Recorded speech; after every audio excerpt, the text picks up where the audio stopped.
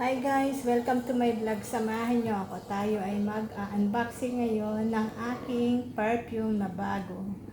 Pasalubong sa akin ni Nimrod. Galing ng Amerika. Yes, akalain mo yun. 1 year ago. Naalala pa rin nila akong pasalubungan. Dahil last 2 weeks, nag-message siya sa akin. Sabi niya punta daw siya ng Amerika. Ano daw gusto kong ipabili. Sabi ko, sige, pabili ako ng perfume. And then, sabi niya, anong brand daw. Parang hindi na raw siya maharapan. So, nag-send niya ako ng picture sa kanya. At yan ang napili ko, Bulgari. Sabi kasi dati na sis Jen, ang bango daw ng Bulgari. So, matry nga. Ayun na nga, sabi niya, ba, marunong ka na magpabili. Pero tumawa lang siya. At saka, yun na nga, dumating na kagabi, pumunta din sila dito malapit sa may amin.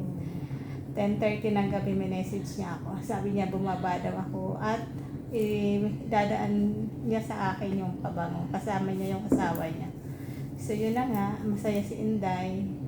Hindi lang dahil sa pabango, kundi sa airport nila. Akalain mo naman yan. Concern na concern sila sa akin.